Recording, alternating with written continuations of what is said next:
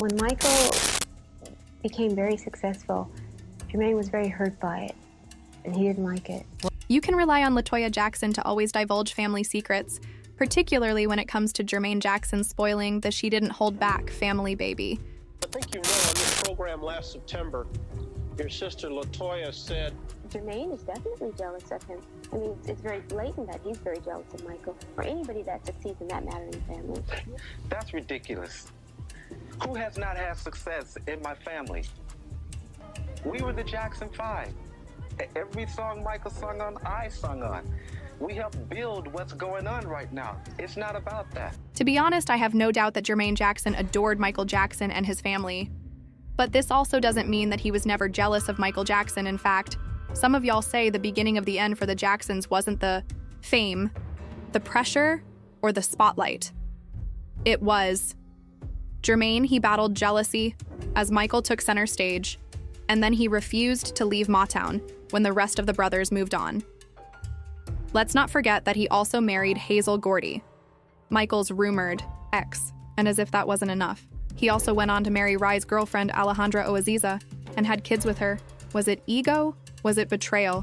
Did Jermaine tear the Jackson family apart from the inside out, child? That's exactly what we are going to try and figure out. Okay, just for a bit of background, we know that the Jackson 5 were pretty successful back in the day, and they gave us timeless hits back to back like ABC, The Love You Save, and I'll Be There through Motown Records.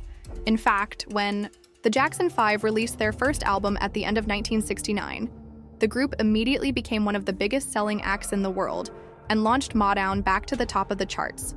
The group even joined the company of the Beatles by becoming a Saturday morning cartoon. Don't get it twisted, everyone.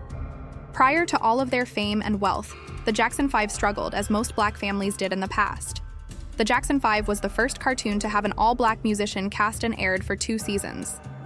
Growing up in Gary, Indiana, our house was the size of a 2-car garage, not even that big, and I can't believe we had 1 bathroom. Tito and I slept at the top, Michael and Martin slept in the middle, and Jackie was at the bottom getting all the showers. We had a washing machine that we would pull out in the middle of the floor, and this washing machine would make this noise. Michael used to stand by the washing machine, and it made this kind of beat, and he was in his diaper, sucking his bottle, and he was just shaking to the beat of the washing machine. My mother used to watch him. She said, he's got rhythm. I mean, life is insane. Don't you think of the lads in that little Indiana house? Packed with 9 kids and barely any space to breathe, let alone dream big, their dad, Joe, was strict as hell. But he saw something in them. He pushed them hard. Maybe a little too hard, but it lit a fire under them, and eventually they moved from struggling just to eat to selling out arenas to becoming icons and legends. It's the ultimate started from the bottom story, but then there's always just something about Hollywood and the music elites trying to control everything, baby. The Jackson 5 were not any different, and the elites were determined to milk them dry. The thing is, as they grew into more experienced artists by the mid-70s, the group ran into the same issues many young artists tend to run into after a few years. The Jacksons wanted more control over their music and a bigger piece of the royalties. They even decided to switch labels in order to have more control, and in 1975, the family announced that they'd signed a deal with CBS Epic Records. Now enter Jermaine, the person who most people believe single-handedly ruined everything, C-Ray. Jermaine had fallen in love with and even married Hazel Gordy, the only daughter of Motown's founder Berry Gordy. So when the rest of the band members were moving labels, he stayed with Motown, according to what the other family members said, including LaToya. That was the beginning of the downfall of the band. The consequence of Jermaine staying was that the next few albums from the group failed to recapture that previous spark, and the blame was placed on Jermaine's absence. But despite separating from his brothers and hurting his relationship with his father, Jermaine said that he had no regrets because Motown did everything for them as a band and for the whole family, and there was no way he was going to leave that behind. Let's just say that while Jermaine was out here saying he had no regrets, not everybody was seeing it that way. A lot of people, fans, family, even industry heads felt like his move was straight up selfish. Like, how you going to watch your brothers pack up and leave the label you all helped build and just stay behind because you married the boss's daughter to them? It felt like he chose his own comfort over the group's future. And the Jackson lost their 5 and had to rebrand as the Jacksons without him. Well, the chemistry was off. The music didn't hit the same. And that momentum they had gone, people were waiting for those post-Motown albums to slap. but the magic just wasn't there. The unfortunate thing was that Jermaine wasn't just any member, he was actually a core part of the sound, the style, the whole vibe. So for him to stay behind while the rest pushed forward, it felt like betrayal. And that's why someone like LaToya would say that the decision cracked the foundation of the group, and the rest was a slow crumble. Speaking of LaToya, this person also claimed that there were problems in the family because Jermaine was envious of Michael Jackson.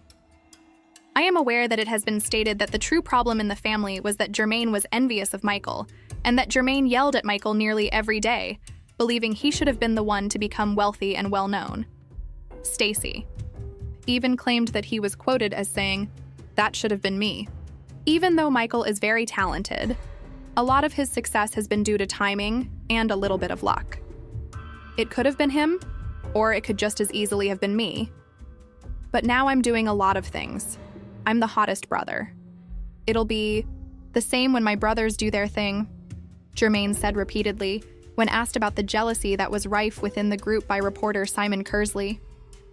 In all honesty, I could understand how anyone could feel envious of Michael because, as the years passed, fans stopped attending Jackson 5 concerts in favor of seeing Michael alone. The labels, the fans, and even Jermaine knew this in their hearts. Jermaine even claimed that the whole family recognized Michael's extraordinary talent when he was essentially still in diapers. Michael was just wanting to be in the group, and we said, "You're too young." All of a sudden, my mother's mother said, "Let him in the group." We put him in the group, and it was over. I was the lead singer first.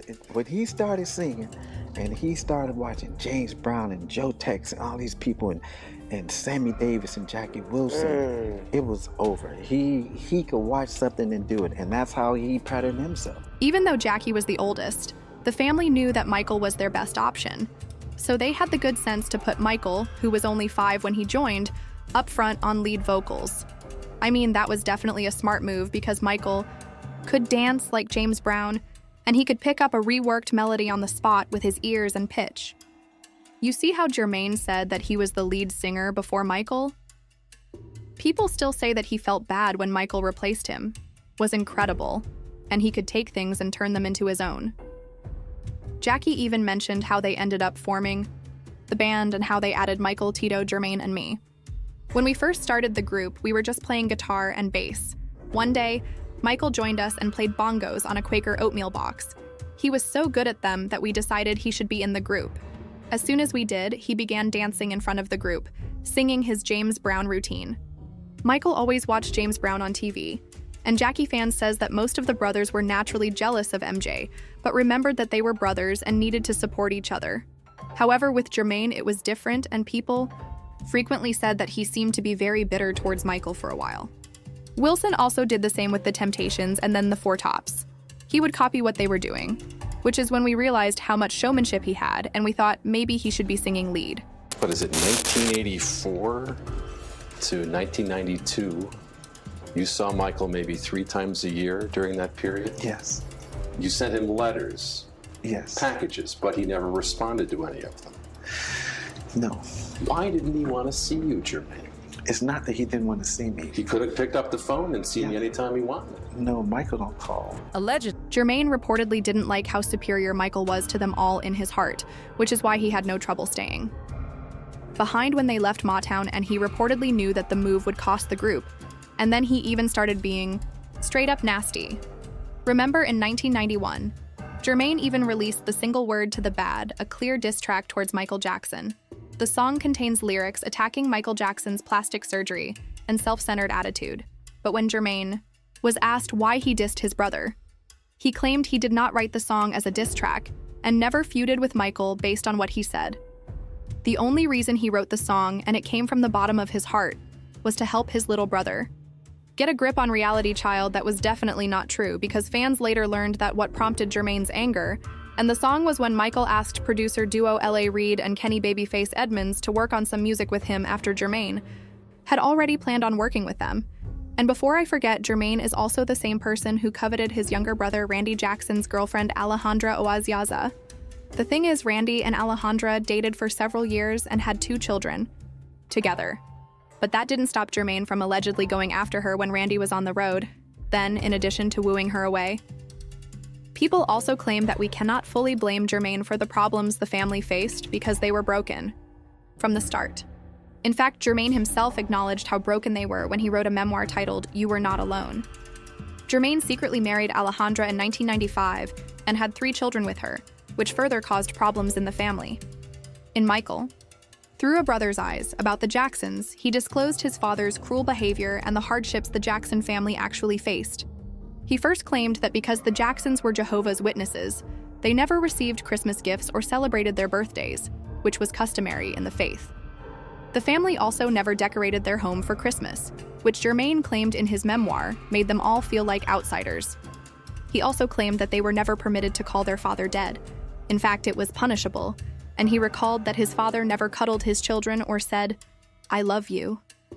In the biography, Jermaine also described working as a child performer with his siblings, saying that their weekends between 1966 and 1968 were spent on the road performing in front of different audiences and returning home at around 2 a.m. on school days following performances.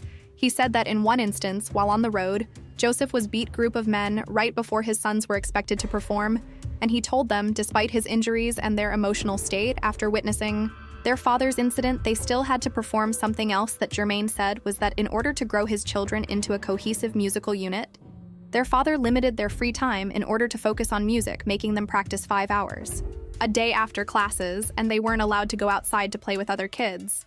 Even LaToya said that their dad used to physically and emotionally torture them as kids. In fact, LaToya also said that their dad continued manhandling Michael and his brothers even as adults. She even said that Joe roughed up Michael in the midst of the success of his iconic records, Off the Wall and 1982's Thriller, which is the biggest selling album of all time. Like, the world saw MJ up on the stage, accepting the awards and smiling. But behind the scenes, his father was chasing him around the house and MJ was running from him terrified. My brothers were grown, and my father would take his fist and he would punch him and knock them down the steps constantly. Would they provoke to this him? day, no, of course not. To this day, they are still afraid of my father, and they will tell you. They come to me and they say, "Latoya, we have kids in college, and we're afraid of my father still today." I'm not sure, guys. Perhaps all of these problems were just brought on by the trauma the Jacksons had as children, and it would probably be a little unfair to place all the blame on Jermaine. Would LaToya claim that he was envious of everyone if he wasn't? Jermaine has always been the antagonist in the family. Please share your thoughts in the space provided for comments below.